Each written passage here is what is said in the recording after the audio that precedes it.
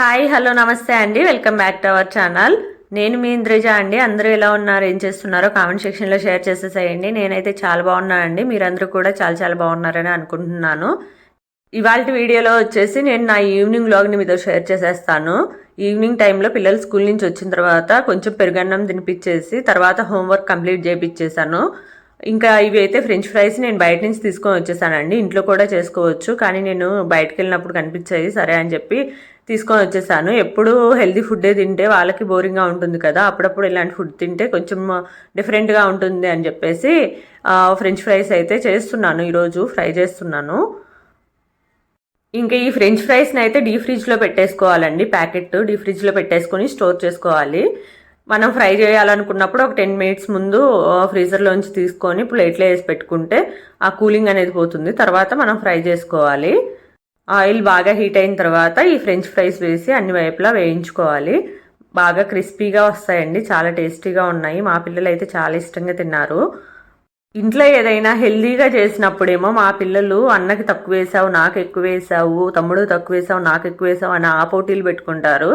ఈరోజు అయితే మా పిల్లలు నాకు కావాలి అని చెప్పి పోటీలు పెట్టుకుంటున్నారు. ఈ ఫ్రెంచ్ ఫ్రైస్ ఏమి అంత హెల్త్కే మంచిది కాదండి. బయట దొరికే ప్యాకెట్స్ తెచ్చుకొని డైలీ అయితే మంచిది కాదు. ఎప్పుడన్నా ఒకసారి ఓకే అండి. పిల్లలు కూడా రోజు హెల్దీ ఫుడ్డే తిని ఉంటారు కదా, అప్పుడప్పుడు ఇలాంటివి పెడుతుంటే వాళ్ళకి మనం అన్ని తింటున్నామనే ఫీలింగ్ అయితే ఉంటుంది. అందుకే నేనైతే తీసుకొని వచ్చేసాను. మా బుడ్డోడు చూస్తున్నారా ఇక్కడ సూపర్ ఉంది అని చెప్పి అంటున్నాడు. కిసాన్ కెచప్ ఇవన్నీ వేసుకొని సూపర్ ఉందని చెప్తున్నాను. నేను కెచప్ కూడా చాలా తక్కువే వాడతాను, ఎక్కువ వేయను. అది జలుబు చేస్తుంది, అంత హెల్త్కి మంచిది కాదు, ప్రిజర్వేటివ్స్ కలుపుతారని చెప్పి నేను ఎక్కువ వేయను. ఇంకా బయట కొనిచ్చడం కంటే ఇవి కొంచెం బెస్టే కదా అని చెప్పేసి నేను ఇంట్లోనే ఫ్రై చేసేసాను. ఇంక మా పిల్లలతో పాటు నేను కూడా కొంచెం అయితే తింటున్నాను, ఎక్కువేం తినలేదు, లైట్గా తిన్నాను. ఇప్పుడు ఇంట్లో చేసుకొని తినే ఫుడ్ తింటేనే లావస్తున్నాము, ఇంకా ఇలాంటివి ఫుడ్ తింటే ఇంకా లావస్తామని చెప్పి నేనైతే తక్కువే తిన్నానండి. మా పిల్లలు అయితే కొంచెం బాగానే తిన్నారు. తర్వాత అయితే ఇంకా బియ్యము పెసరపప్పు నానేస్తున్నాను నేను పప్పొంగల్ చేద్దామని చెప్పి. బియ్యం ఒక గ్లాసు, పెసరపప్పు ఒక గ్లాస్ తీసుకొని బాగా వాష్ చేసుకొని ఇప్పుడు 3 గ్లాసెస్ వాటర్ పెట్టుకొని నానేస్తున్నాను. నానేసి కుక్కర్ మూత పెట్టుకొని పక్కన పెట్టుకుందాము. అంతలోపు మార్కెట్కి అయితే వెళ్ళొద్దామని చెప్పి మార్కెట్కి వెళ్ళాను. మాకు దగ్గరలో అయితే మార్కెట్ అన్ని వారాల్లో దాదాపు ఉంది. ఒక ఫ్రైడే సాటర్డే తప్పితే అన్ని వారాల్లో మార్కెట్ జరుగుతుంది. ఏ వారమైనా వెళ్ళేసి తీసుకొచ్చుకోవచ్చు. ఎప్పుడు కూరగాయలు అవి అయిపోతే అప్పుడు వెళ్ళేసి తీసుకొచ్చుకుంటూ ఉంటాను మార్కెట్లో ఫ్రూట్స్. ఇంకా ఈ మార్కెట్ ఒకటే కాదు, నేను ఇంకా రిలయన్స్కి వెళ్తాను, ఫార్మర్స్ ఫామ్ అని చెప్పి అక్కడ ఫ్రూట్స్ కూరగాయలు ఉంటాయి, అక్కడికి వెళ్తాను. అన్ని చోట్లకి వెళ్తూ ఉంటాను. ఎక్కడికి వెళ్ళాలనిపించిన రోజు అక్కడికి వెళ్తాను. అలా మార్కెట్కి వెళ్ళానో లేదు, కొన్ని ఐటమ్స్ అయితే తీసుకున్నాను. అప్పటికే జల్లులు స్టార్ట్ అవుతున్నాయి. ఇంకా సరేలే అని చెప్పి హడావిడిగా వచ్చేసాము ఇంటికి. కావాల్సినవి కొన్ని తీసుకొని అయిపోతే మళ్ళీ ఇంకో రోజు వెళ్ళొచ్చులే అని చెప్పి ఇక్కడ ఫ్లవర్స్ తీసుకున్నాను. ఫ్లవర్స్ అయితే మ్యాండేటరీగా తీసుకుంటానండి మార్కెట్లోనే. చాలా నచ్చుతాయి నాకు, మార్కెట్లో ఫ్రెష్గా వస్తాయి అనిపిస్తుంది. ఇంకా కొత్తిమీర కూడా తీసుకున్నాను. ఈ కట్ట 10 రూపాయలేనండి, చాలా తక్కువ అనిపించింది కొత్తిమీర.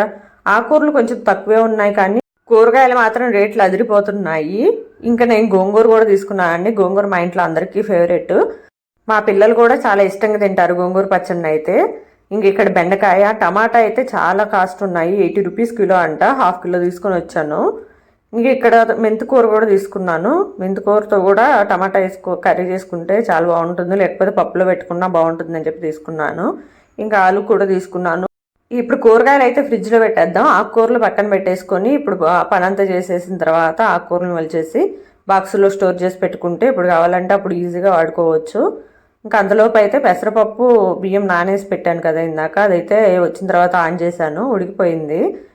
ఇలా 3 గ్లాసెస్ వేసుకుంటే ఇలా సాఫ్ట్గా ఉడికిపోతుంది కదా. దీన్ని ఒకసారి గెంటతోనే అంటున్నాను నేను, పప్పు గుత్తితో అంటే ఇంకా మెత్తగా అయిపోతుంది, కానీ గెంటతోనే మెదిగిపోయేలాగా అనిపించింది, అందుకే గరిటతోనే తిప్పాను. ఇంక ఇక్కడ నెయ్యి పెట్టుకొని దాంట్లో జీలకర్ర, ఆవాలు, పచ్చిమిర్చి, కరివేపాకు, కొంచెం అల్లము, ఇక్కడ మిరియాలని నేను మిరియాలలాగా వేయకుండా పెప్పర్ పౌడర్ వేస్తున్నాను దంచేసి. కొంచెము పిల్లలు తినేటప్పుడు మిరియాలు అయితే తీసేస్తున్నారు పక్కకి, ఇట్లా పౌడర్ చేసేసి తీయడానికి ఉండదు కదా. ప్లస్ టేస్ట్ కూడా చాలా బాగుంటుంది ఇలా చేసుకుంటే. ఇంకా మా చిన్నబాబు అయితే నాకు ఆమ్లెట్ కావాలి మమ్మీ అని చెప్పి అడిగాడు. సరే అని చెప్పి ఇద్దరికి ఆమ్లెట్ చేద్దామని చెప్పి ఒక్కొక్క ఎగ్ని కొట్టేసి దాంట్లో కారము, ఉప్పు పసుపు కలిపేసి ఆమ్లెట్ లాగా అయితే వేస్తున్నాను. ప్యాన్ అయితే హీట్ అయింది, కొంచెం ఆయిల్ వేసేసి దాని మీద ఆమ్లెట్ లాగా వేస్తున్నాను. ఆనియన్స్ ఇంకా టమాటా ఇవేమి వేయలేదండి. తినేసరికి లేట్ అవుతుందని చెప్పేసి ఇంక ప్లెయిన్గానే వేసేసాను, పిల్లల కోసమే కదా అని చెప్పేసి. మా పిల్లలు అయితే ఇలాగే ఇష్టంగా తింటారులేండి. ఆనియన్స్ మళ్ళీ టమాటా ఇవన్నీ వేస్తే కొంచెం అంత వాళ్ళకి నచ్చదు. ఇలాగే ఉంటే ప్లెయిన్గా ఉంటేనే నచ్చుతుంది. ఇంకా 2 ఆమ్లెట్లు చేసేసి మా పిల్లలకైతే వేసేసి తినిపించాను. డైలీ ఎగ్ కానీ లేకపోతే ఇలా ఆమ్లెట్లు కానీ చేసిస్తే పిల్లలకి కావాల్సిన ప్రోటీన్ అయితే వాళ్ళకి వస్తుంది. ఇలా ఆమ్లెట్లు చేసి ఇంకా పిల్లలకైతే పెట్టేశాను. పొంగల్లో కూడా పెసరపప్పులో కూడా చాలా హెల్దీ ప్రోటీన్ ఉంటుంది. అందుకే పెసరపప్పుతో కూడా ఈ పొంగల్లాగా నేను అప్పుడప్పుడు చేస్తూ ఉంటాను. మా పిల్లలు బాగానే ఇష్టంగానే తింటారు. వేడివేడిగా ఉన్నప్పుడు తింటే బాగుంటుంది టేస్టీగా. పిల్లలకి తినిపించి మా వారు నేను కూడా తిన్నాము. తర్వాత అంట్లయితే షింక్లోనే ఉన్నాయి. ఇంకా ఆకుకూరలు అయితే ఒలిచేస్తున్నాను. ఆకుకూరలు ఒలిచేసి అన్ని బాక్సుల్లో పెట్టేస్తే ఇంకా తర్వాత అంట్లు తోమడమే. ఇక్కడ గోంగూరను అయితే అన్ని కట్టలు ఒలిచేసాను. ఇంకా లాస్ట్ కట్ట అయితే మిగిలిపోయింది, అదైతే ఒలుస్తున్నాను. వీడియో తీయడానికి కొంచెం ఇబ్బందిగా ఉంది, ఒక చేత్తో పట్టుకొని ఒక చేత్తో ఒలవడానికి ఇబ్బందిగా ఉంది, అందుకే వీడియో అయితే తీయట్లేదు.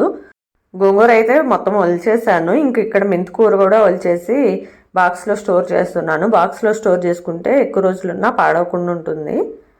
ఇది పప్పులోకైనా వాడుకోవచ్చు, లేకపోతే కర్రీ అయినా చేయొచ్చు. చాలా బాగుంటుంది. మెంతికూరతో చేసే వెరైటీస్ కూడా నాకు బాగా నచ్చుతాయి, అందుకే తీసుకొని వస్తాను. పిల్లలకు కూడా నేర్పిస్తున్నానండి.